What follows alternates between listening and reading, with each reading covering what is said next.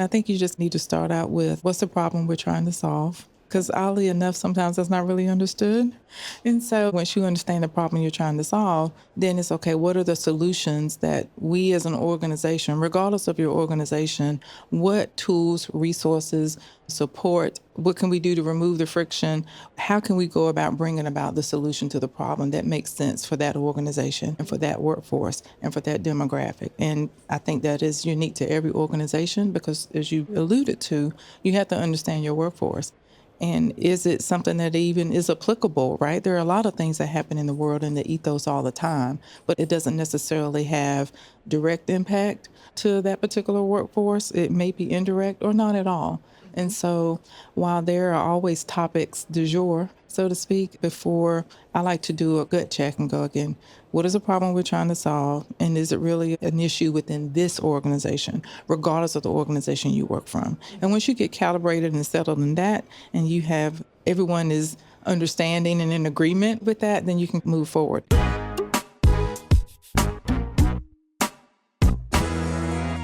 This is Inspiring Women. I'm Lori McGraw, and I am speaking with Mercedes Ikard, and she is the Senior Director of Integrated Benefits and Operations at the Walt Disney Company. And Mercedes, thank you for being on Inspiring Women. Yes, thank you so much. And I recently got a new role, so I'm now my lead benefit operations for the U.S. So yes. Amazing. Congratulations. Well, we you. are here at the Nashville Sessions Conference where you are speaking. You are a longtime benefits leader. You are very experienced in the space. You've worked at many large-scale companies, with the Walt Disney Company being the one that you're at today, which is a large global organization. As you lead U.S. operations for benefits, why don't we start this conversation? Just why are you here at Nashville Sessions? Yes, so I'm here conducting and leading a session with our partner, Premise. They help to help us, Disney, manage our on-site medical clinics that we have for our employees and castmates. So that's going to be a big session. And here at Nashville Sessions, it's executive leaders from not just Nashville, but healthcare broadly. So you've got quite the audience to be speaking to. But today on Inspiring Women, I want to talk to you, Mercedes, about sort of like your career journey. What brought you to benefits? How did that become an interest for you? Oh, that's an interesting tale. So unlike some people in human resources where they may have navigated and ultimately landed in HR, my entire career has been in HR. I started actually when I was still in college. I was fortunate enough to have an internship with a research and development firm in North Carolina, and then was hired after graduation. And so I kind of did a rotation into different parts of HR, employee relations, and the like. And then I did a rotation in benefits, and I loved it. Really? And did health and welfare, loved it. And I really loved retirement, 401ks, pensions, investments, like all the things. I can kind of geek out on that. And then so I decided, I like the benefits space. And so then I just said, I'm going to plant myself here. And that's where I've been ever since. And you've been doing quite an amazing job in terms of taking on more and more responsibility. So what was it about benefits that sort of caught your vibe and, was like, okay, this is interesting? Well, first of all, it was one person in particular just took an interest in me and realized that I had a liking for, at that point, the retirement space, and just really poured into me. And I was just kind of like a sponge. And the retirement space is heavily compliance driven and regulated. Mm-hmm. And so, and I was a business major in school. And so I understood markets and how they work. And so I was able to put those two things together. So I not only did I understand the compliance portion and how retirement plans should be administered, but I also understood investments and how markets worked. And so then when I added on healthcare, it was just like, oh, this is a perfect marriage because it has similar components. And what I liked about it was that I could see the impact that it was making on people. I could see the impact for those who did not have access to adequate health care, and the friction that was in the system that caused that, whether, for many reasons. And then the same on the retirement side. I could see where how people were impacted, and sometimes in a negative sense, when they did not have adequate savings or adequate income flow and did not know how to manage that. Yeah. And that is not reserved, by the way, for those who may not be high income earners. I saw some of the same traits with those who were high income earners and not. Yeah. So it is all about knowledge is power, and then how you manage that, and how you manage the knowledge, and then how you manage your money, right? Yeah. And so I think that's a misnomer that sometimes challenges are only reserved for those who may be less fortunate, but they're Yeah. not.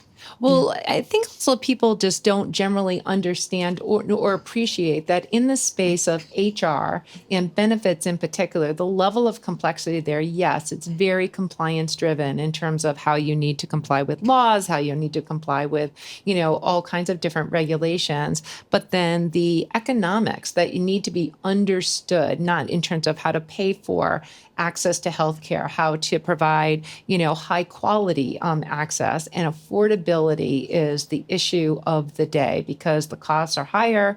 Healthcare is very, very complex. So in terms of that, let's just talk about Disney a bit. We're talking about a very well-known company in a very diverse workforce. We've got parks, we've got film, we've got all kinds of different things there. So how do you think about that diverse workforce and their different needs? Just give us a view of what's inside Disney there. Yes, and so to be fair, this is not just reserved for Disney. Right.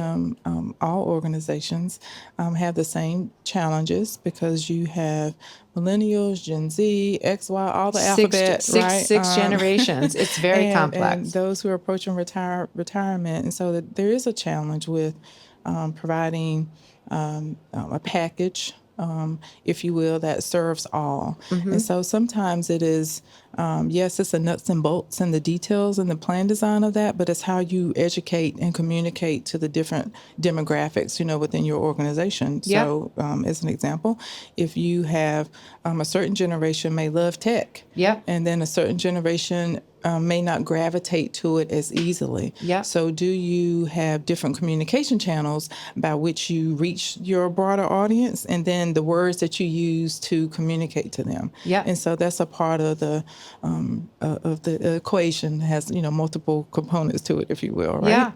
Yeah. And so that's what I think about. Mercedes, when we talked earlier, I mean, you consider yourself an educator. You are very, very caring in terms of making sure that all those diverse needs from all those different generations of people, that they do get access. So what are some of what works for you in terms of communication, and how might you communicate different to somebody like me, at a different, stage in my career than an early stage professional who is just starting out?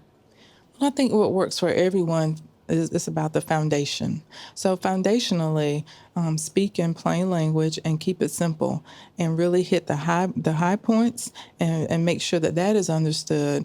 And then people can realize, oh, I'm not as quite clear on this, or I think this is where I need to index and kind of double down on, and then provide another avenue just to focus on that particular nuance or intricacy. But for all involved, I think just building a great foundation, and words matter. And Yep. so we are very cognizant of the words that we use and how we use them. And so that's how you capture everyone at the beginning. And then I call them, side streets, right? And so if you have a particular, I want to know about primary care, then we have, avenues by which we can communicate and connect and on that. Yep. If your concern is about high quality care, there's a way that we can tell you how to navigate you towards, high performing and highly ranked and respected positions. So again, it's about creating a good solid base Yep. for everyone that everyone can understand. Yep. That's in my mind and my point of view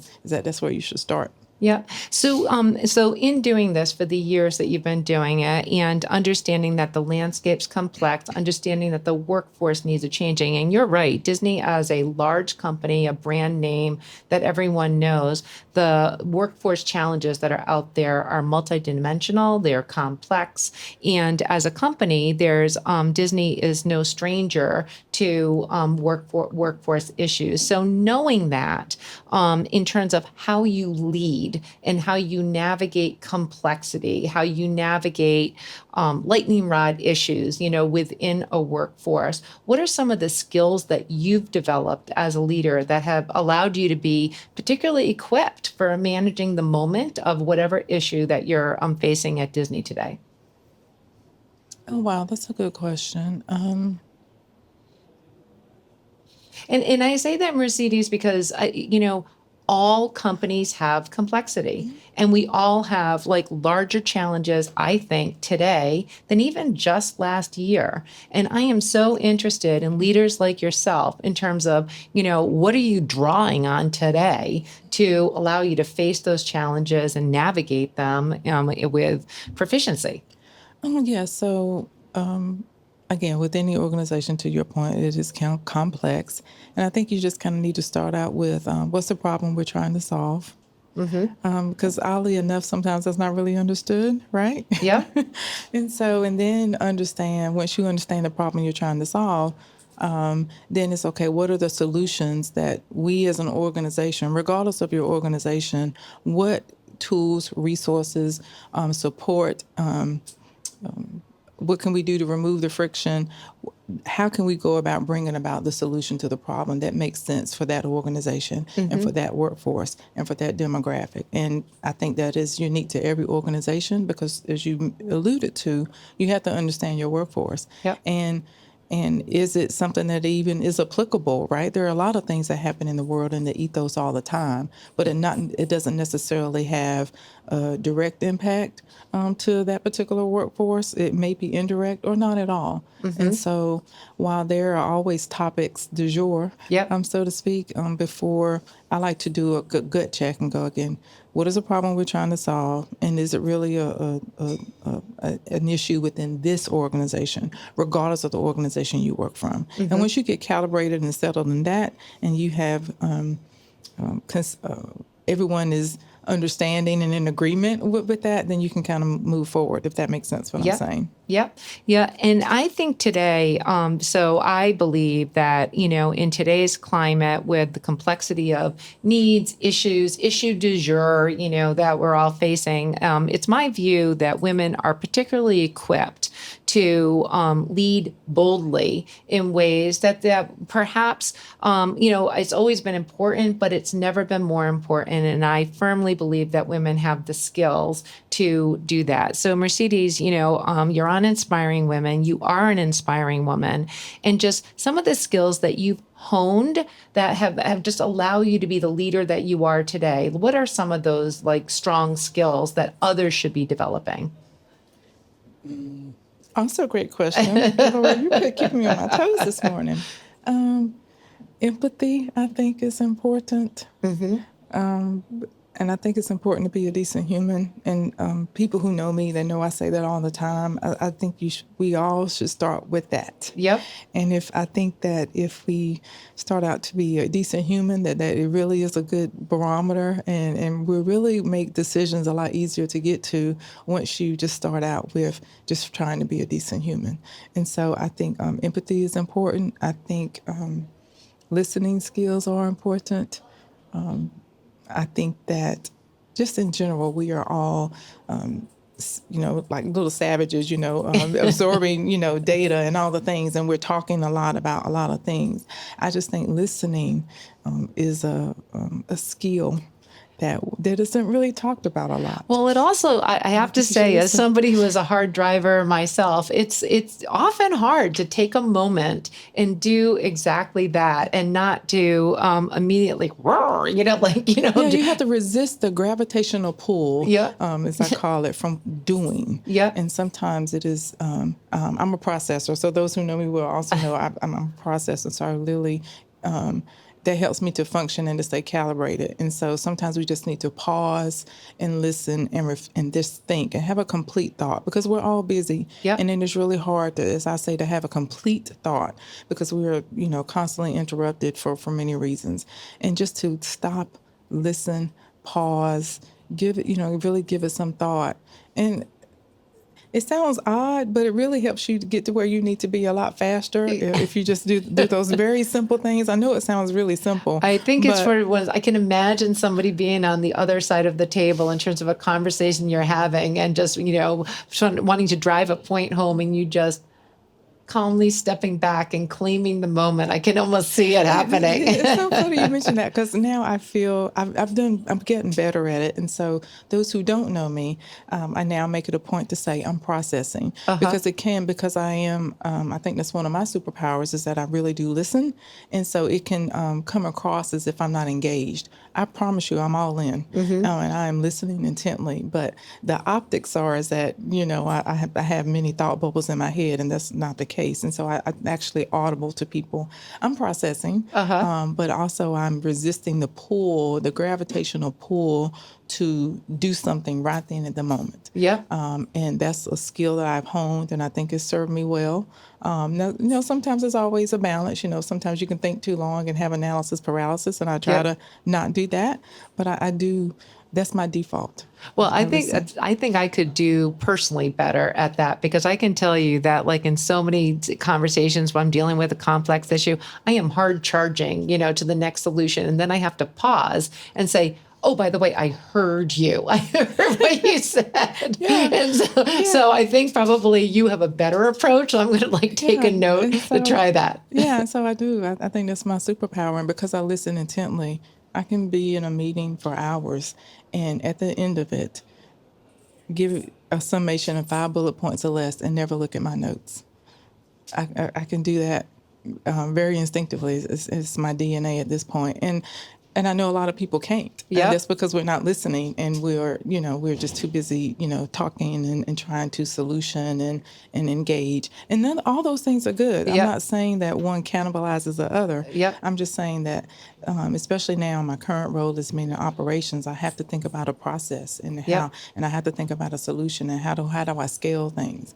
And that's easier for me to do. This is Mercedes as an individual, right? This is, you asked me how I do it. That is how I do it, by listening intently and making sure that I listen to understand, not listen to respond, and so that I can get to the solutioning and get to the scalability and be able to summarize very succinctly and cohesively, okay, this is what we all discussed today, and this is a charge. And to be able to do that at the end of a long day or a long meeting, I think that's my superpower, and I do it well. It's very powerful. It's very powerful. So you're in a very high pressure job. You do it well. You are continuing to move up in the organization and take on more responsibility, and pressure's everywhere.